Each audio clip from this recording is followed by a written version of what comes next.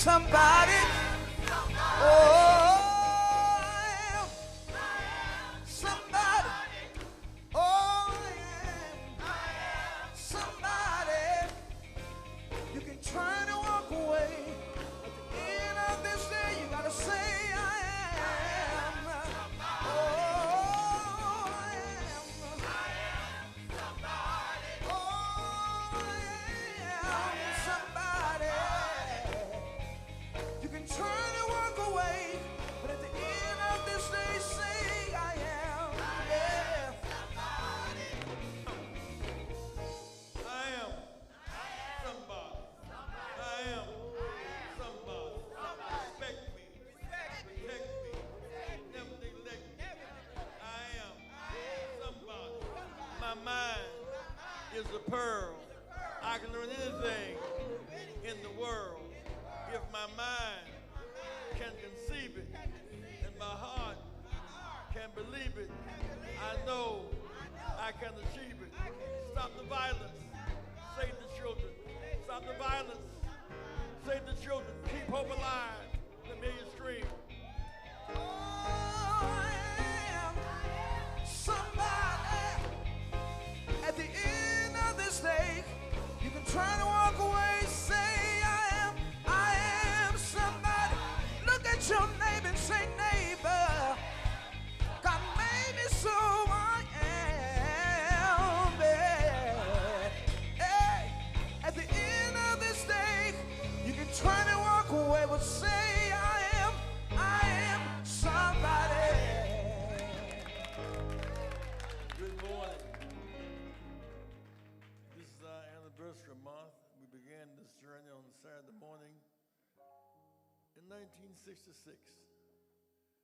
We came to Chicago working with Dr. King, and there would just be rallies every now and then when there was some great episodic tragedy like Emmett Till. But City Hall met every day, and we were oppressed in every way. We started meeting every Saturday morning to organize, become a framework. So as a result of that, Harold Washington spoke here, and Gus Savage, and Charlie Hayes, Congressman, and Barack Obama, and Jackie Robinson. We called the roll. So we are a frame of reference for justice. One of my concerns, Pastor Haynes, is our loss of our sensitivity. Thanksgiving Day, around 1 o'clock, a young man, Bernard Curlser, was standing at the bus stop, the cup in his hand, no gun, no knife, on the phone talking to his mother. Police got the car. He was strange in his own neighborhood, 79th Street. He had vodka in the cup. So, police engaged him, challenged him. The boy had one eye and mentally challenged. He licked the police in the face. He's mentally challenged. Police was a trained martial artist. Dumped him head first into the sidewalk. Could have crushed his skull.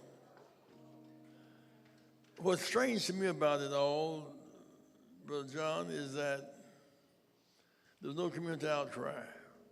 79th Street, white police body slammed a young black kid, one eye mentally challenged. And we went, called his mother on Saturday. She in Bedford from ABC helped us get a number. I said, I'd like to go and visit your son tomorrow morning. She said, he's not in hospital, he's in jail. In jail, Mitchell, the boy whose body slammed, was in jail. We went to see him finally. He had swollen, scratches on his face. He could have been dead. We thank God that as a result of our intervention, the judge last Sunday gave him a $5,000 bond, a $500 agreement. We bailed him out of jail last Sunday.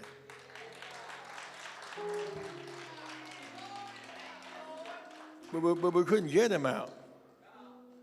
He had been in jail.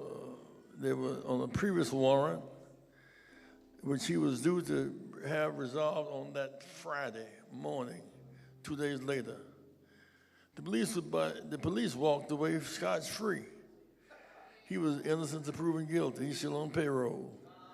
Your man was guilty to proven innocent. We are not going to stand for that. We're going to fight back. We're going every step of the way.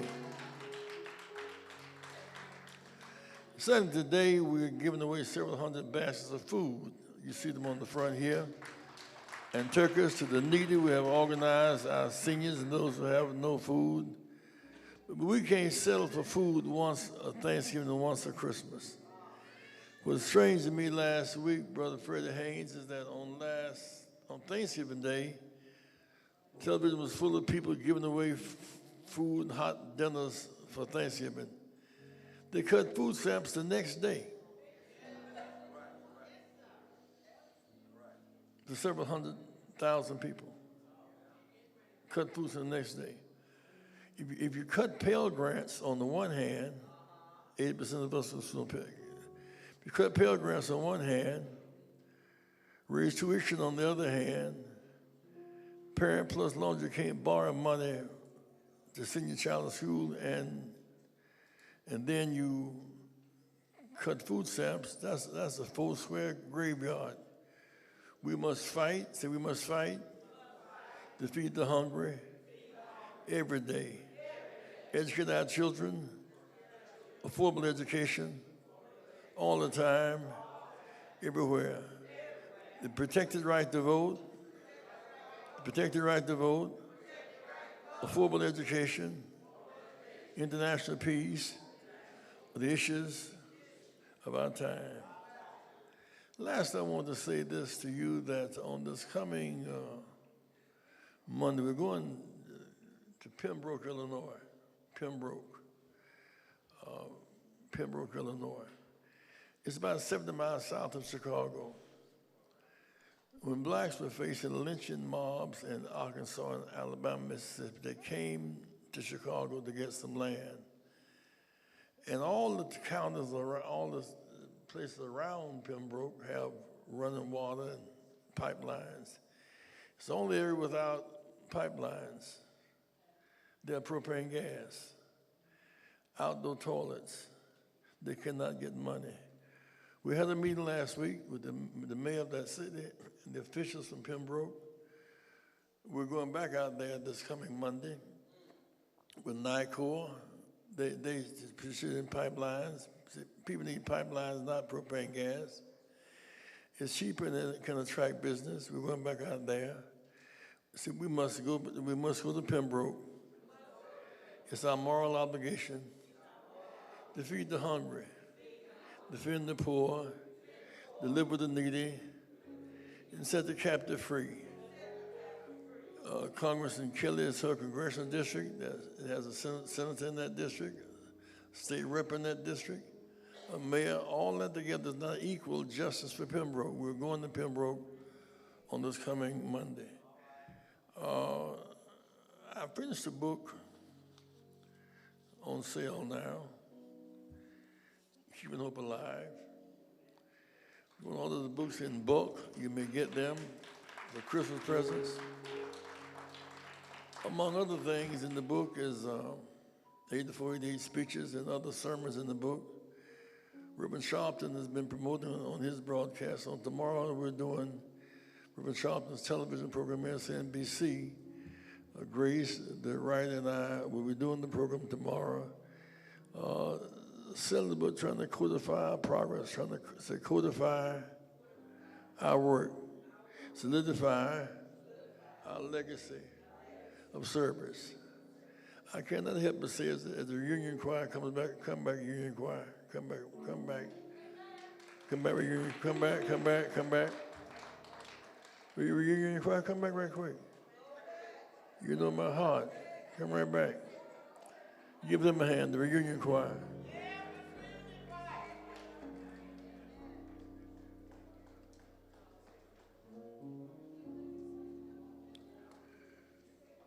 Lois, you're part of this. Some used to sing every Saturday morning, led by Loretta Oliver. Come up here, Mickey. You know my heart. The next voice you will hear will be one of the most phenomenal preachers of our time,